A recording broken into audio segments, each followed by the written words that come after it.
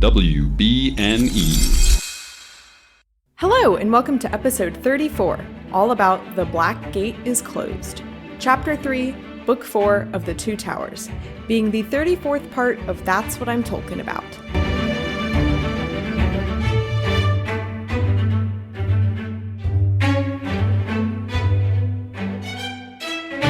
Hello, my name is Mary Clay. If that's too complicated for you, just call me MC. And today I'm joined by Emily Gill of Harry Potter and the Half Drunk podcast. Welcome, Emily. Thank you for having me on. Yeah, it's very exciting. I'm trying to slowly tap into every podcast that's doing a chapter by chapter coverage and also having some other fun stuff mixed in there. So thank you for coming on. Also, I just listened to y'all's Galentine's Day episode and now I just really want a strawberry mojito. So thanks for that. Oh my gosh.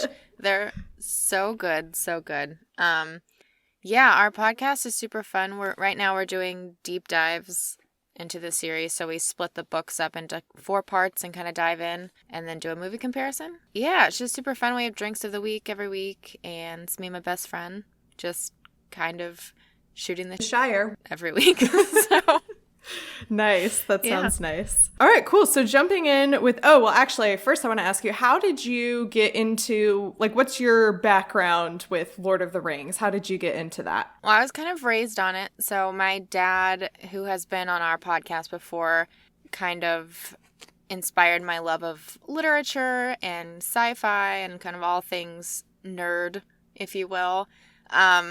So I was kind of raised on Lord of the Rings. I remember seeing the movies when they were in theaters and just falling in love with this magical world. And when I was in middle school, I read The Hobbit, and then it just kind of snowballed from there. Yeah, I mean, I love Harry Potter in and of itself, obviously, since I have an entire podcast dedicated to it. But Lord of the Rings, when I read this chapter preparing for this podcast, I was just inspired again. It's just such a different kind of world, and it's just so deep. And Tolkien is one of my favorite authors, and just the way he writes is just so inviting. Yeah. Yeah, it's kind of been a love that's always been there and really inspired by my dad and my brother. So, yeah, it's a special series for me. Oh, that's awesome.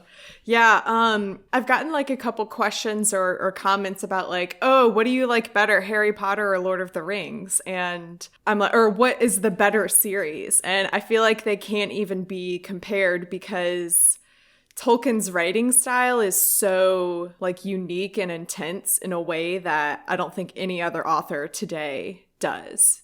Even though I love Harry Potter, and it's, spoiler alert, I think I do still love Harry Potter. I think I definitely like Harry Potter more than Lord of the Rings. Sorry, everyone, but hopefully my podcast doesn't get canceled since I said that. But at this point in the They're series, going to be you're betraying your brand.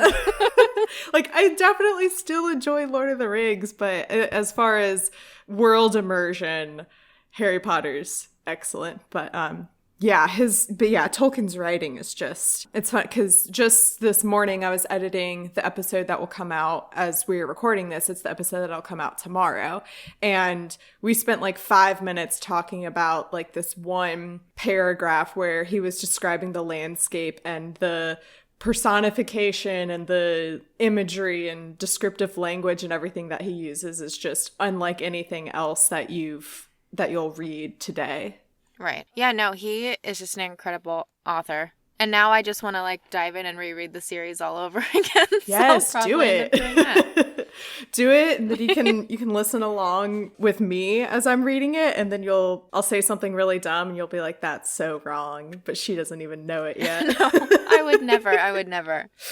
No. See, I think this is what I really like about this day and age is that you can make a podcast about anything that you find important to you. And just hearing everyone's takes on it, because there's just so many Harry Potter podcasts, right? And everyone looks at the series differently because we all have different experiences. So I just think it's awesome that we're able to produce things like this to where you can be listening and you're right. You could be like, oh, I kind of thought of it this way. But both opinions are valid, and it's really fun even when we are catching things in our deep dives that we haven't caught before, even our listeners will be like, well, what about this? So, no, I just think it's awesome that we're able to even do this. Yeah. It's just really cool to me. I know, yeah. What a day and age we're in, if Tolkien, like, could ever imagine it. Yes, so this chapter is, it's a super, like, epic title. The Black Gate is closed. That's so cool and very, not harsh. I don't know, like, what the word is to say, but, like, it's very, it really sets the mood, I guess, for, like, oh, this way is blocked. There's immediately an obstacle that they're gonna have to figure out what to do. Which I'm glad that they're finally, because in the previous chapter, I was wondering what exactly their plan is to get into Mordor, because like they got here and I was like, okay, so like now what? And that's what this whole chapter is about, is they get there and they realize, oh, we can't go that way. What are we going to do? Maybe we should have thought this through better. Like, this is harder than we thought it was going to be. Yeah. Who would have thought that getting into, and I think it was also in the first chapter of this part of the book that Sam was like, isn't that funny that the one part of this land that literally everyone has said don't go there, now we're trying to go there? And I'm like, I don't know if that's funny so much as like ironic situation. He is like always the voice of reason. Who's Sam? Back commentary. Yeah, his back commentary is always just like, what? Especially his views on Gollum. He's like, come on, Mr. Frodo, like, really? We're gonna trust him? Yeah. Okay, so what is your opinion of Sam? Is he, because there are a lot of people who Sam is one of their favorite characters. Yeah, Sam's one of my favorite characters, for sure. So I'm all about, like, the loyalty factor. So Ron is one of my favorite characters in the Harry Potter world. So I'm all about that, like, loyal sidekick life that they live. But I also love how he never gives up on Frodo when he easily could, like multiple times. Yeah, that's true. Yeah. I just adore him. But I think, weirdly, my favorite character is Gimli. That's great. I love that. That's great. Giving Gimli some love, because I feel like not everyone gives him the love that he deserves. They don't give him enough credit. They don't. He's such a good character. Yeah. That's great. So I do want to give you, Emily, and also the listeners a little disclaimer and a warning here. I might trash talk Sam a little bit this episode. That's good, girl. That's good. You do it. Because so Emily, some context for you is that I have never been a fan of Sam. I think he's really annoying. Yeah. And everyone keeps telling me, oh, just wait, like he gets better. He's just so loyal and he really steps up his game. I get it. He is annoying in the beginning, but he gets really great. And here I am, 3 chapters into the Sam and Frodo journey, and I'm getting more and more annoyed with Sam. And I find myself sympathizing with Gollum a lot, which is weird and not what I expected at all. It's okay. I mean, like I said at the beginning of the podcast, everyone will read this differently. True. So nobody come at me, please. No one come at her. Everyone is entitled to their own opinion. Yeah, exactly. So anyway, this chapter starts with a very epic sentence. It says, before the next day dawned, their journey to Mordor was over. And it's so final and definite that like, they're here. This is it. And it kind of leads into the question of like, oh, their journey here is over. So now what is the next, 200, 300 pages going to be about? And the mystery and uncertainty there. Also, I highlighted the phrase further down in one of the, it's talking about how well guarded this entire land is. And there are cliffs and towers and there are people watching. And it uses the phrase ceaseless vigilance. And I wrote down, Mad-Eye Moody, is that you? Because that's like, except for constant vigilance. Yeah, exactly. I was like, that's such a such a specific phrase that just made me laugh.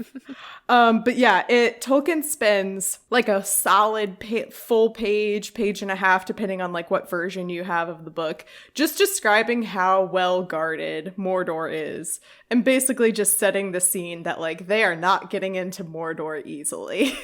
It's not gonna happen. Sam says, I love this. He says, well, here we are. Here's the gate. And it looks to me as if that's about as far as we're ever going to get.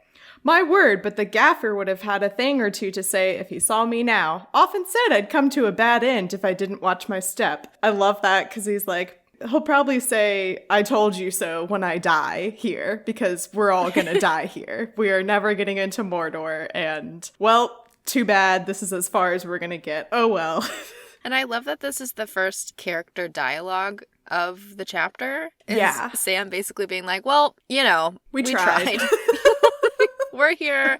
We tried. We're not getting in. Exactly. Well, yeah. Great. And he says, I suppose it's no good asking, what way do we go now?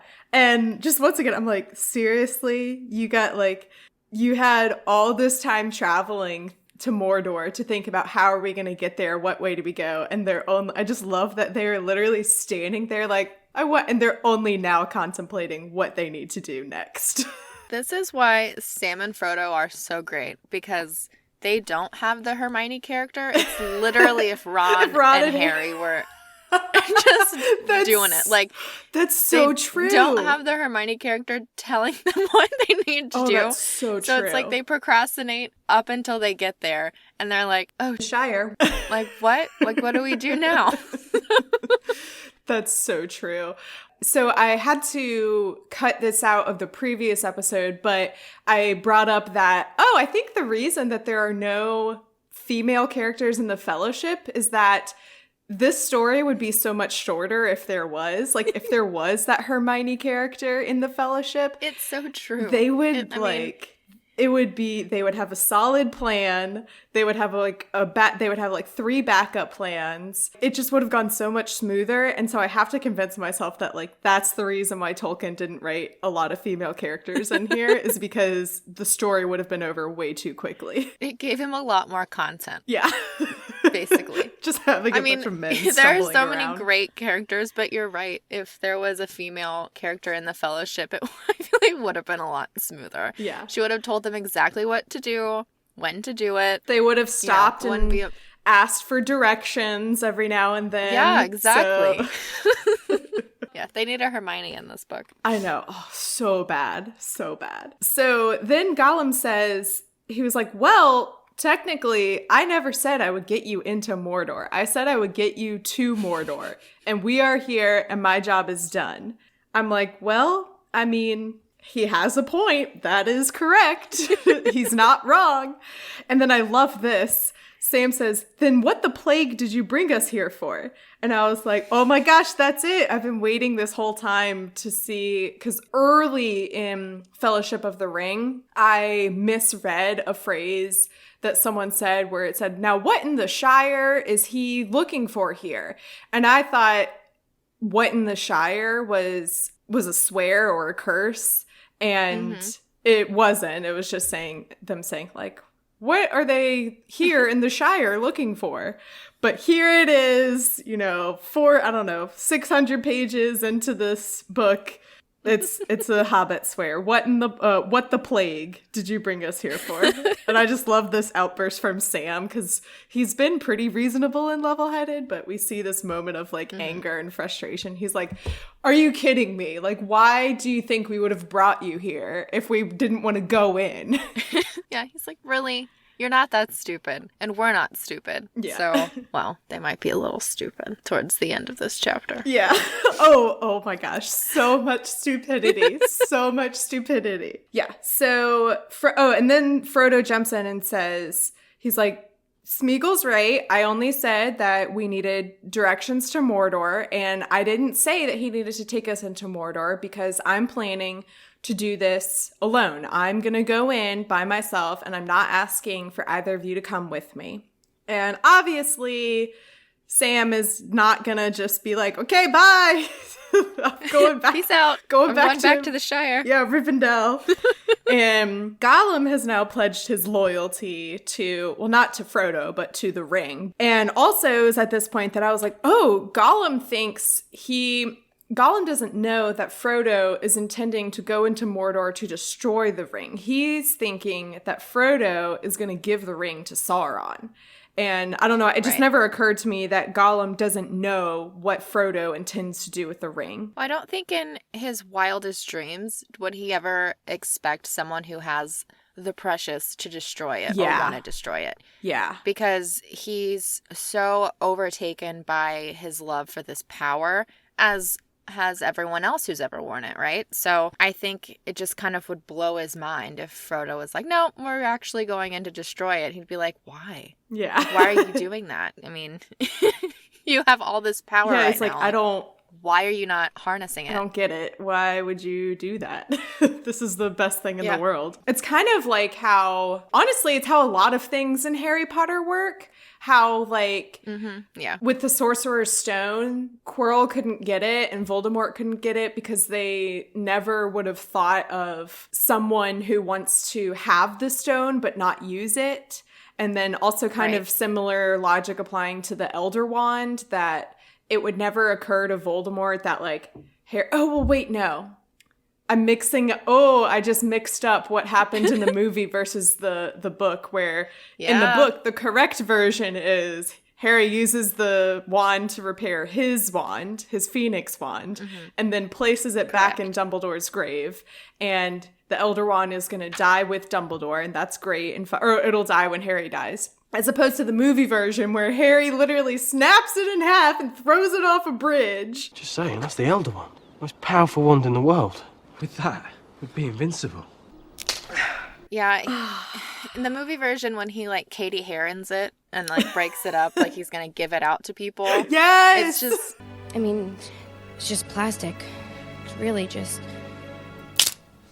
But, yeah, that's exactly what I thought of, too. I mean, basically, the entire Harry Potter series is one big power struggle. Yeah. Yeah, especially with the Sorcerer's Stone. I think that's a fantastic analogy. If, you know, they could have never grasped how to get that. And Harry is this 11-year-old boy who just ends up with the most powerful stone in his pocket. And he's like, okay. Okay, it's a pretty ruby stone. Great. But he does get a little shocked when Dumbledore then says that he's going to destroy it. Yeah, because in Harry's, like, such good heart, he's surprised that happened. He doesn't want Nicholas Flamel to die. Yeah. And I love that Dumbledore's like, Nicholas Flamel is like 1,000 years old. He can die. He's ready now. It's his time. Side note, there are a lot of things, I don't know what your feelings are about the second Fantastic Beasts movie, but a lot of things about that movie are insane. But what I enjoyed so immensely was the random appearance of Nicholas Flamel. And he's this, like, insane, kooky wizard. I all those years thought he was, like, a really distinguished, like, another version of Dumbledore. And he's just, like, crazy. Right. No, I have a lot of feelings about that film. We shouldn't really get into it because that's a whole nother thing. But no, yeah. The Nicholas Flamel appearance, I think, was really cool. And you're right. I think I also pictured him as this super distinguished scholar person. He's just kind of wild. Yeah. I guess that's what happens when you just live forever. A lot of elixirs and things. Exactly. So I like this line. This is Sam contemplating what Frodo has just said, how Frodo is like, oh, I will go into Mordor by myself. Neither of you have to come with me.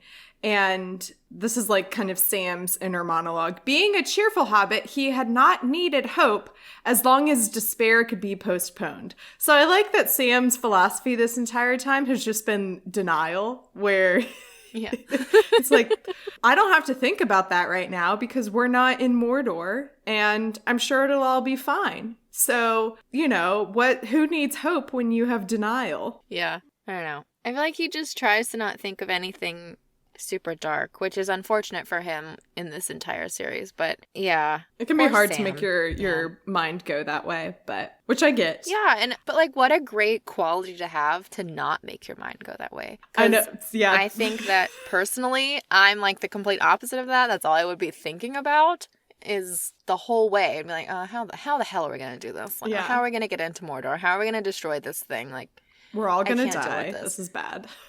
but he's just so internally optimistic, I think, to a point where he's just like kind of a little bit dumb. Oh yeah. Not that he's stupid, but just I would say dumb in that naive, he's I like think, is a good blinding word. himself. Yeah, naive. That he's blinding himself to the outcomes that will come of this journey. Yeah. And speaking of the outcomes, I guess, I don't know, whatever. Frodo asks if there are any other ways to get into Mordor.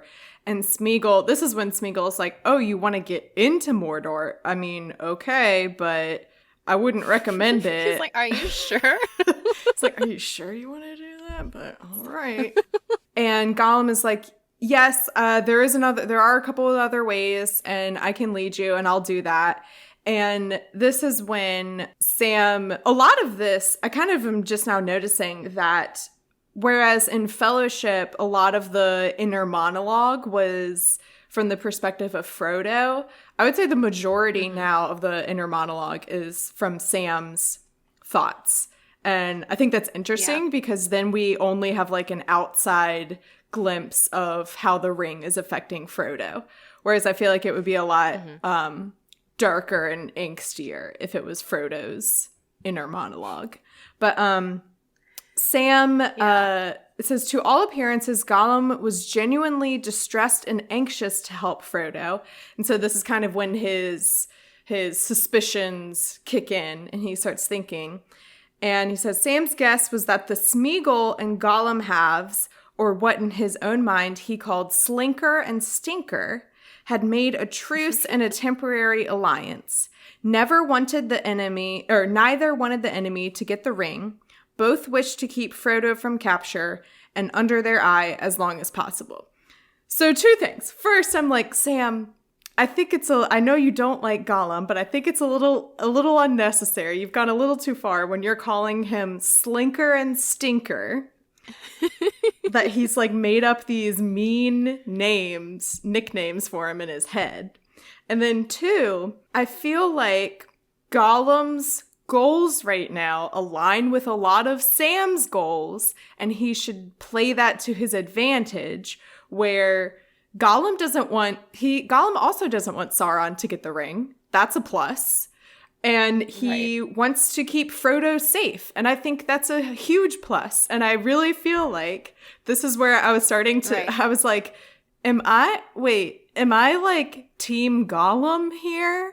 Where I was like, Sam, you're just being unnecessary and mean. Yeah. But yeah, I was like, I think you should really play that to your advantage, that Gollum cares so immensely about the ring and Frodo that he doesn't want either to be taken by Sauron. Yeah, I think honestly, a lot of this name calling and a lot of his attitude towards Gollum just comes from jealousy, because Gollum can give Frodo something that he can't, because he's been over in this part of the world and he's seen this stuff that Sam has never even like dreamed of seeing before. So it just honestly comes from jealousy, because he wants to be the one to help Frodo and he wants to be the one that Frodo relies on. And at this point in time, he can't really give him much besides support.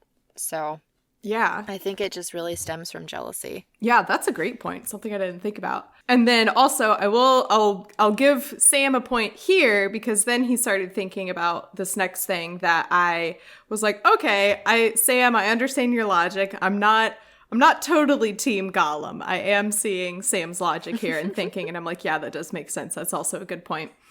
He says, so basically he goes down this train hole. What was I going to say? Thought hole. Train of thought. That's what I was trying to say. Good Lord. Train hole. What the heck?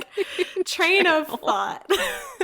He goes on this train of thought of saying he doesn't know how allegiant or how loyal Gollum is to Frodo because he's pledged his allegiance to the ring. And he knows that he's terrified of Sauron.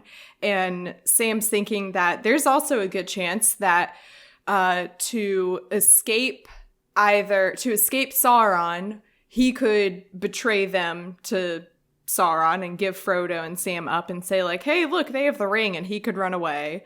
Or once he finds out that they're trying to destroy the ring, that could also end disastrously, of Gollum like completely betraying them if he, whatever he would do if he found out that they were going to destroy the ring. So I understand his hesitance and his need to proceed with caution. Mm-hmm. And then we get this we do kind of, I said all that about, we have a lot of Sam's inner monologue, but now we have some of Frodo's too, where he remembers, and I totally forgot this happened, that when they were on, what was it? Amon Hen, he went and sat on this like stone throne chair thing on a hill and had this vision kind of. And I totally forgot about it. And it's crazy because technically that was like only a week ago for him. And for us, it was like over 200 pages ago. And I totally forgot about it. But he remembers that there was a vision of a battle happening, and there are all these sounds of war and battle and trumpets and people fighting. And at the time, he was like, oh, that'll be like our side fighting and winning the war or something. But then he realizes that no, it's all of Sauron's troops that he's summoning and deploying. Right. I love this. It says, as if suddenly made fully aware of the peril of their position, alone in the growing light of day, so near to this vast menace.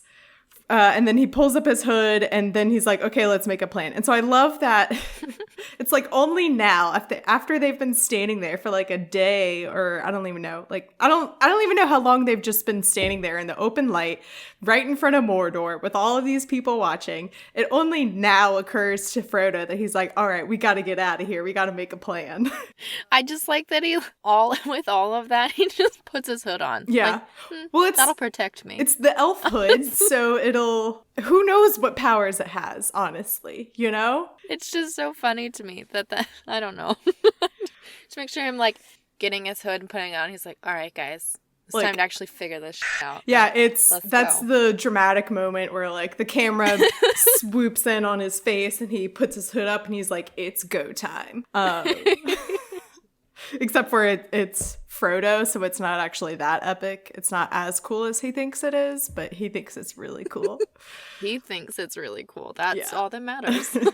And then I love this line that he says to Smeagol. He says, it is my fate to receive help from you where I least looked for it, and your fate to help me whom you long pursued with evil purpose.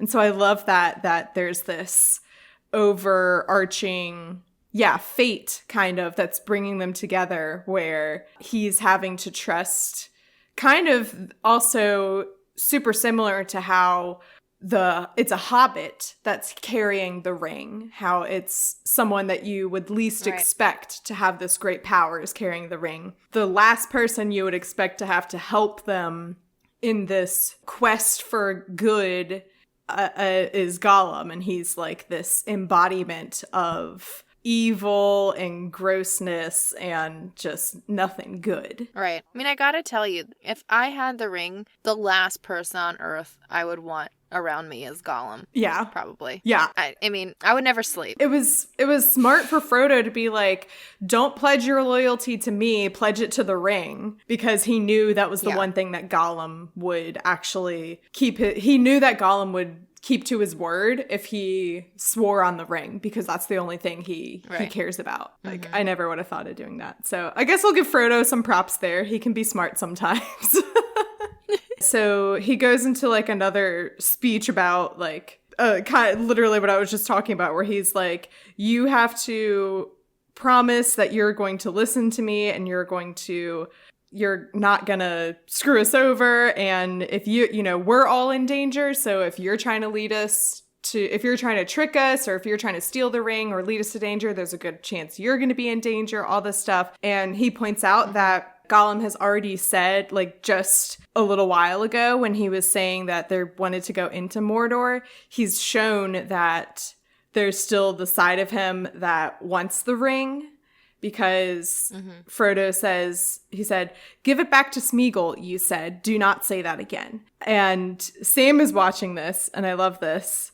He says, he watched him with surprise. There was a look in his face and a tone in his voice that he had not known before. And that's also just another peppering of hints as to what the ring is doing to Frodo, that he's a lot more assertive and kind of scary than he was before. He's losing his innocence. Yeah, that's a good way to put it. So then Gollum pledges his loyalty and everything all over again. Then he starts describing what path they would take, or what path there is.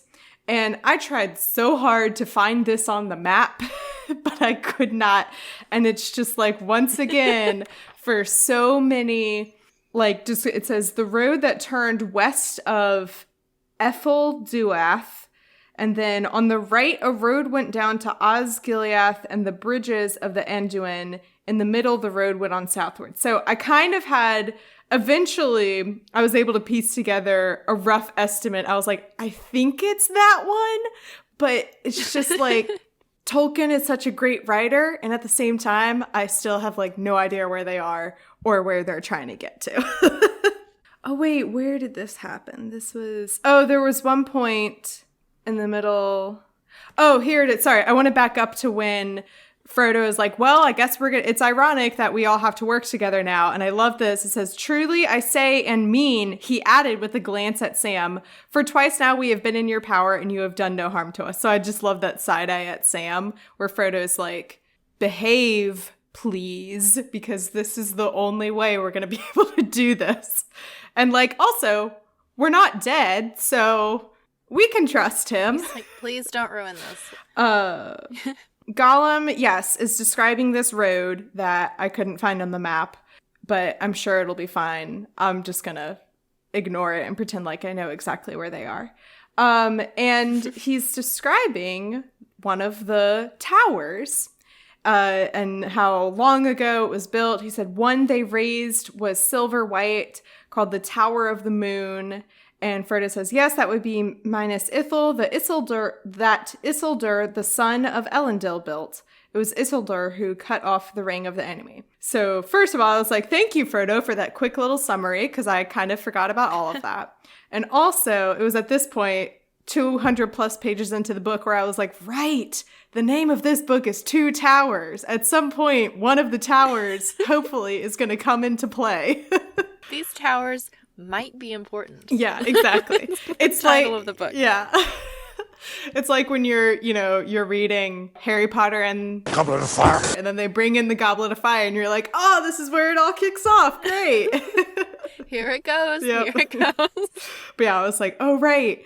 The towers. That's probably important here. And Gollum reminds them that even though the tower was built when Sauron had been defeated, he's now back and he's conquered it, and it's not safe for them anymore. I love this because Sam, as Gollum is describing this, and every now and then he'll be like, but we don't want to go that way because that way is filled with people watching it and enemies. There's no way we're going to live. And Sam just keeps jumping in and saying like, okay, so then what's the point of us going that way if there's no safe way for us to travel? And I'm just like, Sam, stop it with the sass and let him finish. I'm sure that he has, obviously there's no good way. Oh, and that's also, I think, what Gollum mentions at one point, because Sam keeps bringing up, like, you keep talking about how dangerous this is, so why are you trying to take us this way? And I love, Gollum says, it's not sense to try and get into Mordor at all. And I'm like, once again, Gollum has a point where he's like, look, this is a dangerous land. There's going to be literally no good way to get into here. So just trust me here. I do think Sam makes a pretty good point, though, when he says Surely the enemy knows all about his own mountains, and that road will be guarded as close as this. The tower isn't empty, is it? So I think that's just a good little, and like Gollum responds to him, but I think it's a good little foreshadowing moment of him just reminding them, like, we're being watched, guys. Like everywhere. People know where we are. We're not alone. Yes. To that response, Gollum is saying that there's one area. He says, "It is here in the north that the big danger is for him and for us. He will come out of the Black Gate one day soon. That is the only way big armies can come. But away down west, he is not afraid, and there are the Silent Watchers." And I'm like, I don't really want to know what the Silent Watchers are, because it doesn't sound good. I'm sure I will find out, and I'm sure it'll be gross and terrifying. But until that time. But yeah, so Gollum is saying there is a way down this path, further down south and to the west of Mordor, kind of, where if they go this way, Sauron's powers aren't as concentrated there, because he doesn't think that anyone would try to enter that way. And his efforts are more focused where they are now. And so that's Gollum's logic. And then he describes that there's this one, he says, a little path leading up to the mountains, and then a stair, a narrow stair. Oh yes, very long and narrow. And then more stairs. And then his voice sank even lower. A tunnel, a dark tunnel, and at last a little cleft, a path higher above the main pass. Emily, are you familiar with Avatar: The Last Airbender at all? A little bit, yeah. Okay, so this was when I absolutely lost my mind, because I was like, are you telling me that the way into Mordor is through a secret tunnel? And for Avatar fans, you will know that there is a very like iconic moment. Yeah, I forget the next couple lines, but then it goes, "Secret tunnel, secret tunnel, through the mountains, secret, secret, secret, secret tunnel." Yeah. And I was losing my mind, because I was like, are you telling me the way into Mordor is through a secret tunnel? If you could think up a path that you absolutely don't want to go on, this is it. I mean, it's stairs. Yeah, he was like, narrow, awful. Narrow stairs, and then a tunnel. A dark tunnel. I was like, I'm good. I'm not even a claustrophobic person, but that sounds awful. Yeah, especially with Frodo just being Frodo. It's kind of weird. And then Sam sassing you / complaining, and then Gollum just being creepy. It's just like, no thanks. Yeah, this is good. Yeah. And then when he was saying like a stair, a narrow stair, yes, very long and narrow, and then more stairs, I was imagining if for anyone who's ever traveled to Europe, there are a lot of like old churches and towers and stuff that you can climb. Mm-hmm. And that's like the description of all of these, where it's just narrow stairs and then more stairs is the description of it. I forget the name. It's the church in Vatican City, and we were climbing it. We were climbing to get to the top. And there's one point where you're inside the dome and the wall is tilting sideways and is at a curve. And so I'm picturing that, but like in the dark. And that's what their plan is now. It was also at this point that I was like, I wonder if they could just like, I was like, okay, if I was in this situation, how would I get into Mordor?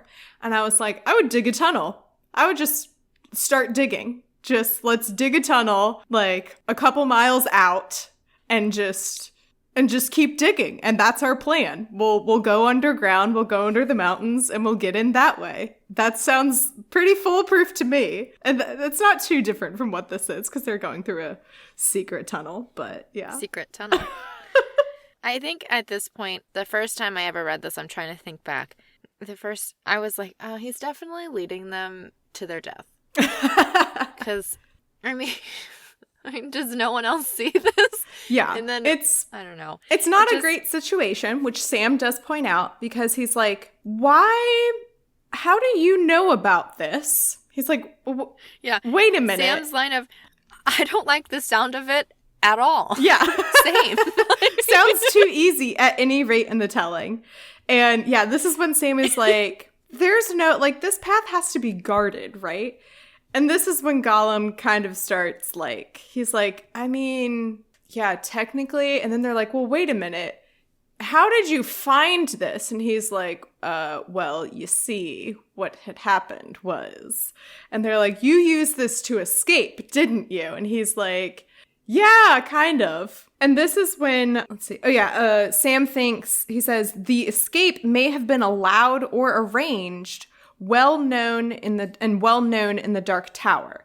So their concern here is that Gollum used this to get out, but that Sauron let him get out only to like lead them back here. I don't know. Something happening here where there's foul play at hand and not to be trusted completely, but at the same time, it's like, I mean, it's kind of the only plan we've got. So what other choice do we have? I also like that Frodo is in this passage picking up on that Gollum is kind of taking back control since he's referring to himself as I and not we. And so that's, I think, just a really good thing to pick up on is, you know, Smeagol's going away.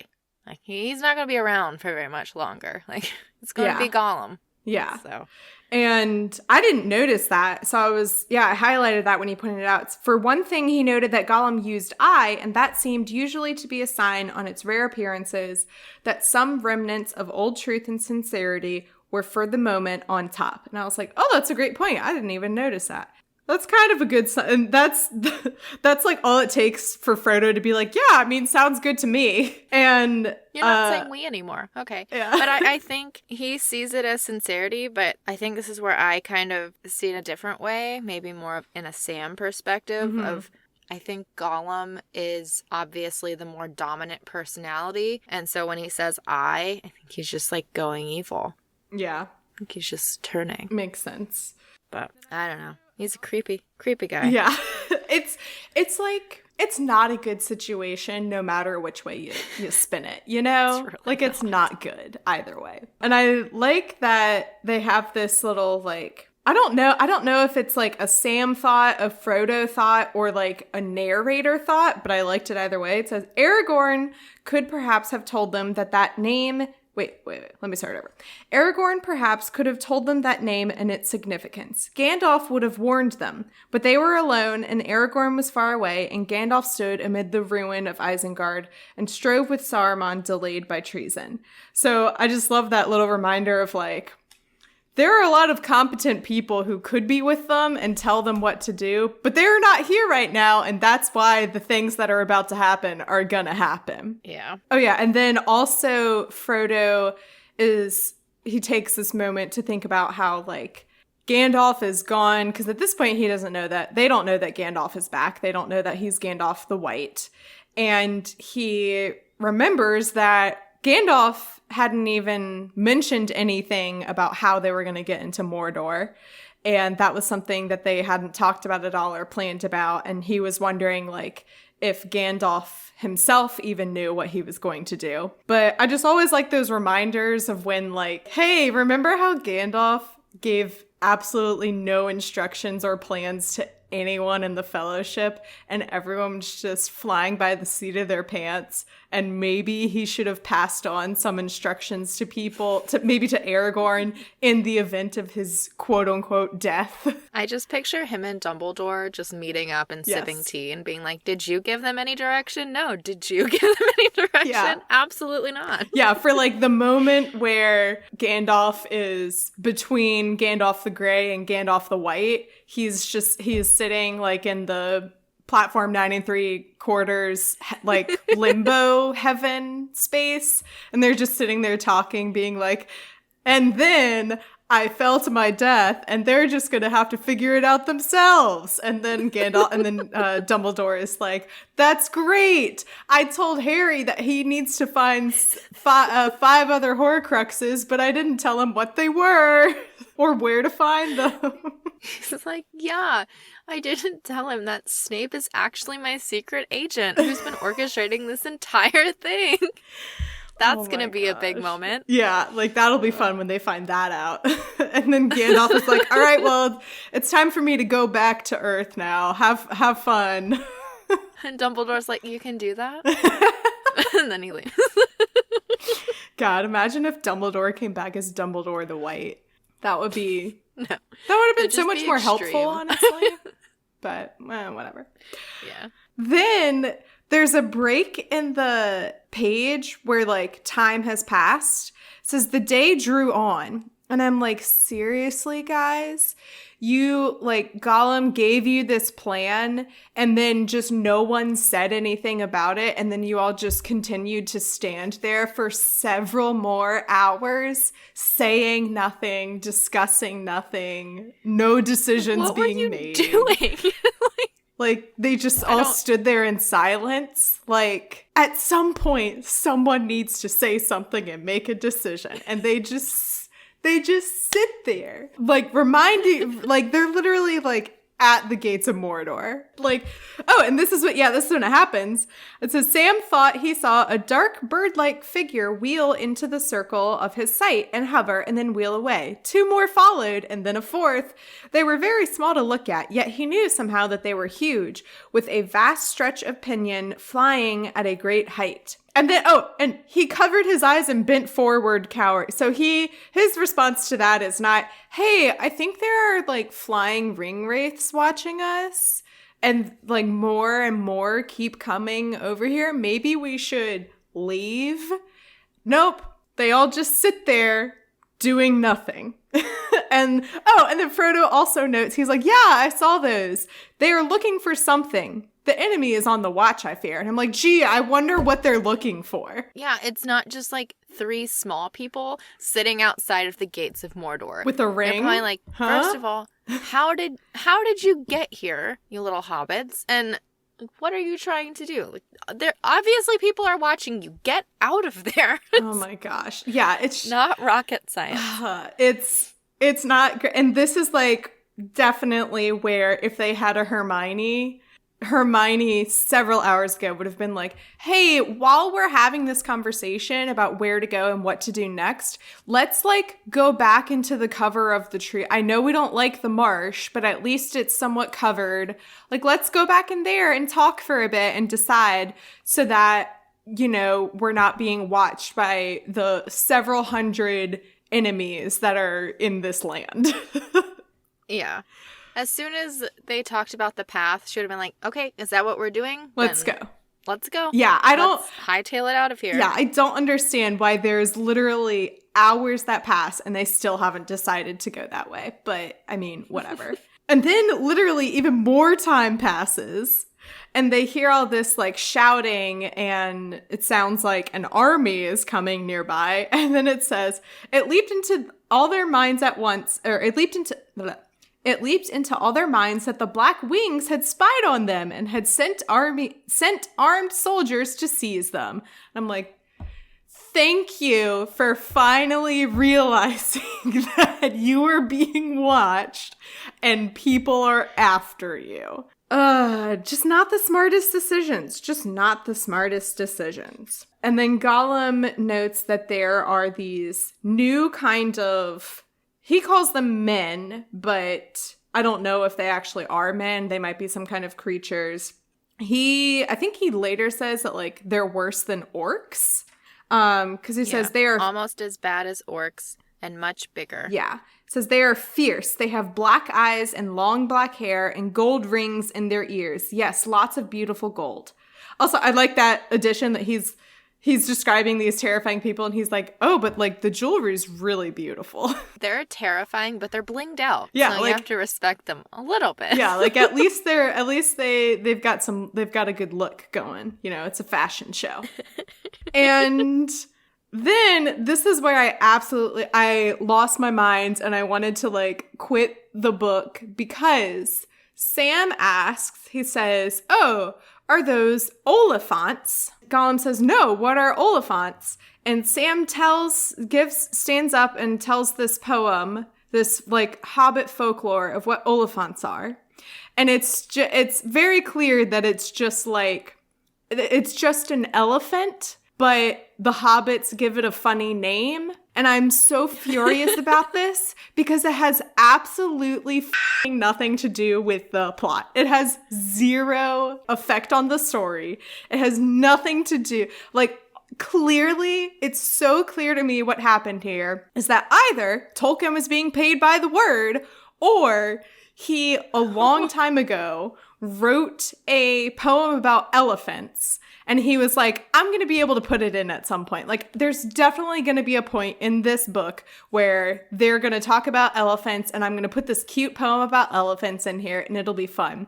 And then here he is more than halfway into the book, and he's like, I don't think a good point is going to come up, so I'm just going to have Sam randomly ask about Oliphants. And here we are, elephants. There we go. And I was furious because it has absolutely nothing to do with the story. It's just so, and I'm like, if this was given to a modern editor, they would have been like, why do you have a poem about elephants in here? This has nothing to do with the story. Oh my gosh. I mean, in Tolkien's defense, it's a pretty good poem. And Oliphants are like elephants, but on steroids. Like, they are huge. So it is kind of weird that that's exactly where Sam's mind goes. He's like, are there Oliphants? Like, there's so much, there are so many other things that could harm you, and you are worried about an elephant. Yeah, he's like this. Just get out of there. Yeah.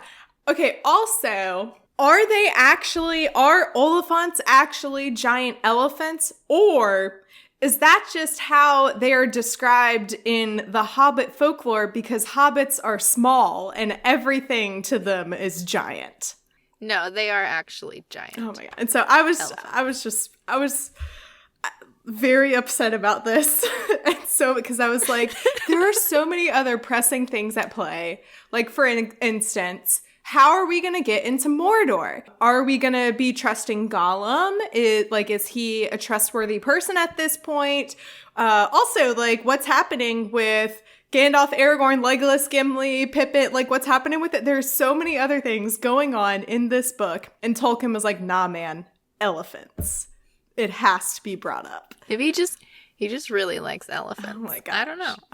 And I'm sure I'm like the only person who cares this much, who has this much feeling behind this dumb poem. And honestly, it's not even, it's a cute poem. Gray as a mouse, big as a house, nose like a snake, I make the earth shake. And then it just goes on like that, where it's kind of written like it's a very obvious riddle for what it is, because it says flapping big ears, right. I stump round and round. Well, apparently Oliphants don't die ever. So that is a little scary. They just live forever. It says, never lie on the ground, not even to die. You're like Gollum in this moment in the next line when he's like, Smeagol has not heard of them. He does not want to see them. He does not want them to be. Smeagol wants them to go away from here and Smeagol wants to go away from here and hide somewhere safer.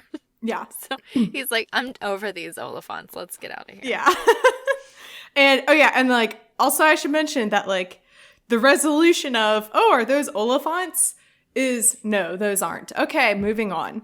And that's literally that's why they're brought up, and nothing happens with it. And I was texting about it with Tyler and Ethan, and they were like, Ethan was like, oh, well, they definitely come into play later, so you're going to regret that. And I was like, if you're going to tell me that the frickin' Oliphants are like the Chekhov's gun of the Lord of the Rings series, I'm going to, I will delete every episode of this podcast. And he's like, no, they do not show up again. I'm just totally kidding you. And I was like, okay, great. So, and the chapter ends with Gollum saying that Frodo finally makes the decision. He's like, okay, let's go that way. We'll go down that path. That's the only way right now that we have. Oh, also, I should mention that this secret tunnel, Gollum does say like several times, he's like, well, I mean, it was a long time ago that I was there, and there's a good chance that isn't even there anymore. And we might get there and it might not be there. So this isn't even like a surefire thing. It's just like the only possibility that they have going on to get into Mordor, and we'll see how that goes.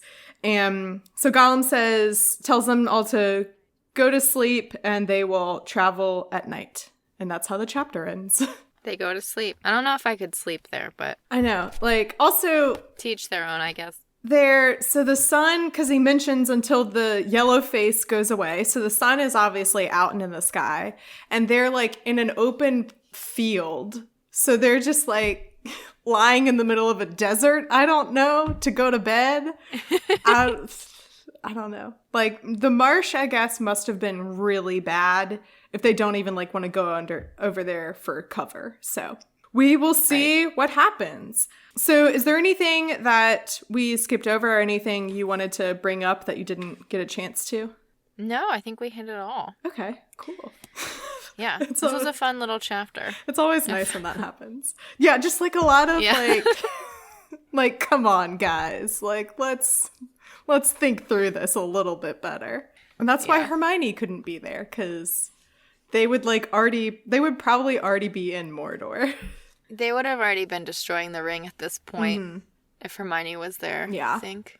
But then you'd miss out on so much great content. Yeah, this is true. So, okay, cool. Well, that brings us to the end of this episode. Emily, where can people find you on the internet, and where can people find your podcast on the internet? Yeah, so again, our podcast is called Harry Potter and the Half Drunk Podcast. So you can find us on Instagram and Twitter at HP Half Drunk, and on Facebook, a Harry Potter and the Half Drunk Podcast. And then we're available anywhere that you can stream one. So yeah, check us out. Nice.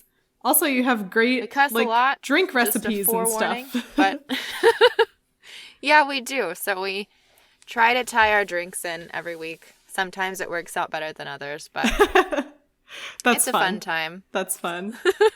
And then also, what is a piece of media that you would recommend to people if they enjoy Lord of the Rings or aspects of Lord of the Rings? It can be a book, a movie, a TV show. Honestly, and I know this has probably been said, but I think Game of Thrones really is up there for people who love Lord of the Rings, just because it's like Lord of the Rings and then a whole nother dimension of like effed up everything.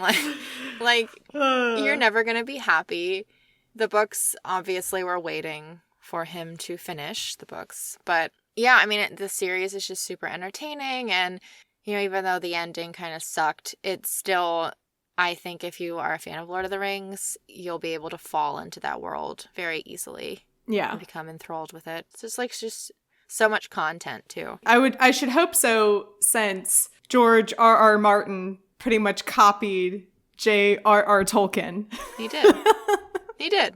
Like, completely. He did, but oh, so ridiculous. He did, but he didn't, I guess, because it's kind of eventually this romantic story in a way that Tolkien doesn't really write about. I mean, you obviously get aspects of a romance in and out of the books, but it's not something that fueled this entire war. Yeah. So that's interesting. I also think there's that new show, I think it's on Netflix. I don't remember what streaming platform it was on. The Witcher? Oh, yeah. Yeah, that's Netflix. Pretty good. I think that's it's Netflix, pretty yeah. good. Cool. Awesome. That's What I'm Talking About is a proud member of WB&E. To learn more about other shows on the network, go to WBNE.org. Shows such as Bagels, which you can hear more about right now. Hello, I'm Tyler Carlin, and I love you. And I'm Emily Carlin, and I love you too. And if you love someone, or you love, you should listen to our new podcast, Bagels! We're not experts, but we sure would like to be. And we believe the best way to get better at something is to practice. So listen to our story as it unfolds as young parents, As best friends, as husband and wife. as we explore what relationships mean to us and to those around us. Bagels, available now at WBNE.org or wherever you get your podcasts. The cover art is by Graphite, aka Vaishon Brandon. You can support him on Instagram at graphite.vmb. You can find the podcast on Twitter and Instagram at TolkienAboutPod, and also join the Facebook group because it's fun times in there. You can find me on Twitter at MCWhatsup and Instagram at MCTurndownforWhat. You can support the podcast on Patreon at patreon.com/TolkienAboutPod. And the sponsor of this week's episode is Becca Eddowes. Thank you, Becca. You are a wonderful person, and I appreciate you for supporting the podcast. And started last week, and I'm going to see how this goes and continue doing this. This week's quote-unquote discussion question is, so we mentioned that this sounds like the worst group of people to have to travel in a dark tunnel with. So listeners, tell me, who would you pick? It could be any 3 fictional characters, or I guess we'll say 2 fictional characters since it's you are also in the group. What other 2 fictional characters would you like to travel in a dark, secret, narrow staircase and tunnel with? And you can interpret that to be a silly adventure or something that you want to actually succeed. And I don't know. So, yeah. And also just a side announcement. Listeners, you all know friend of the pod and former guest, Christina Kahn. A couple months ago now, I feel like, she texted me and was like, I want to start a podcast too. And I want it to be I want it to be based in like book discussion and people just gathering and talking about their favorite books and how much and books that they love. And that formed into a adult book club for Harry Potter, basically. And she's gathered myself and some of her other friends as well who are based here in Richmond. And we gather each week now and we discuss a chapter of Harry Potter. And it's really fun. It's called The Restricted Section, and it will be coming out tomorrow that you are hearing this. So go check that out. It's on Spotify and Apple Podcasts, I believe.